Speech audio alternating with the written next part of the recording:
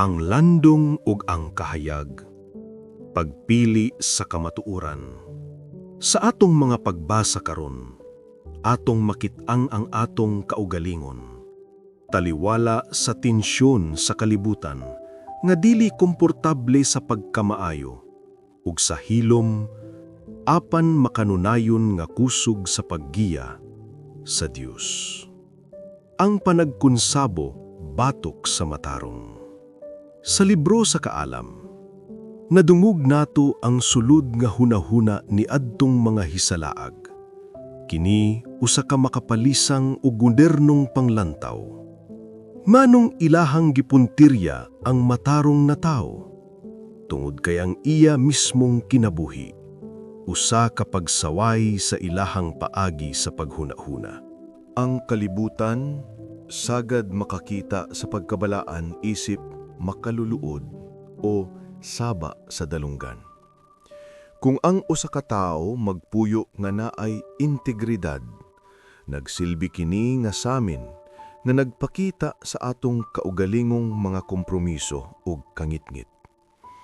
Ang mga dautan sa pagbasa, wala lang gusto nga mobaliwala sa matarong nga tao. Gusto nila kining bungkagon. Gusto nilang tan-awon kung luwason bagayud siya sa iyang Dios.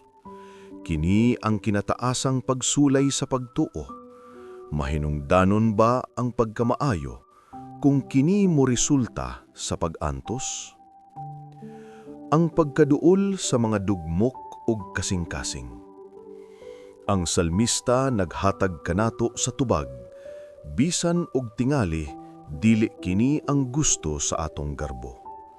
Wala siya nag-ingon nga ang matarong dili gayod mag-antos. Hinuon, siya nag-ingon, ang Ginoo duol sa mga dugmok ug kasing-kasing.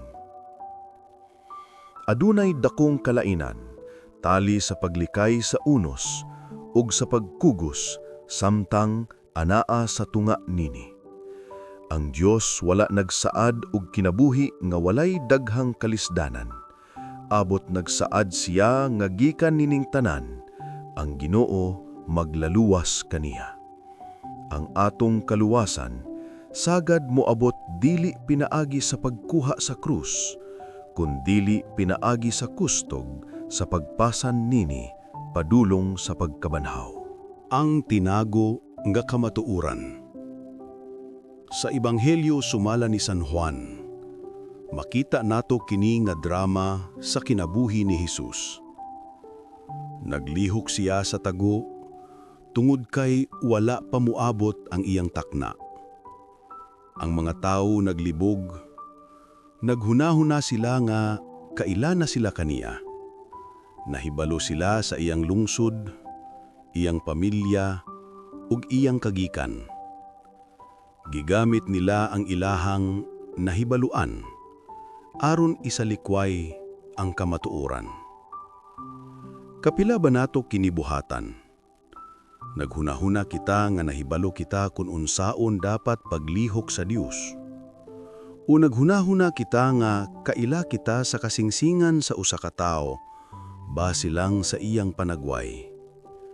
Apan, gihagid sila ni Hesus. Nakaila kamo kanako og nahibalo kamo diin ako gikan. Apan, wala ako muanhi sa akong kaugalingong pagbuot. Gipahinumduman kita ni Hesus nga ang balaan sagad natatago sa ordinaryo. Ang mga tao nangita og katingalaan ug dili mailahang Mesiyas. Apan siya nagtindugna sa ilahang atubangan, nagwali sa templo. Pamalandong alang sa atong kinabuhi. Samtang nagkaduol kita sa katapusan sa Kwaresma, kini nga mga pagbasa nangutana kanato og duha ka butang. Kita ba ang nagsaway? Nagpuyo ba kita sa kinabuhi nga nakagamot diha kang Kristo, nga ang atong katarungan, pagkamatinud-anon ug kalinaw makapahunong sa kalibutan ug makapatingala sa kanila kung nganong? Makita ba nato ang nagtago nga Kristo? Mailhan ba nato si Jesus sa mga higayon sa pagtago, sa atong kaugalingong pag-antos, sa silingan nga makapungot kanato, usa hilom nga pagtundok sa atong konsyensya? Ang kalibutan tingali musulay sa pagkundena kaniya ngadto sa makaulaw nga kamatayon, sumala sa libro sa kaalam. Apan nahibalo kita sa katapusan sa istorya. Ang kahayag nagdangag sa kangitngitan, ug ang kangitngitan wala ug dili gayud makabuntog nini. Ang takna nagkaduol na. Dili kita mahadlok sa pagsaway sa kalibutan, kay ang Ginoo duol sa mga dugmok sa kasingsingan ug nagaluwas niadtong kansang mga espiritu na hugno.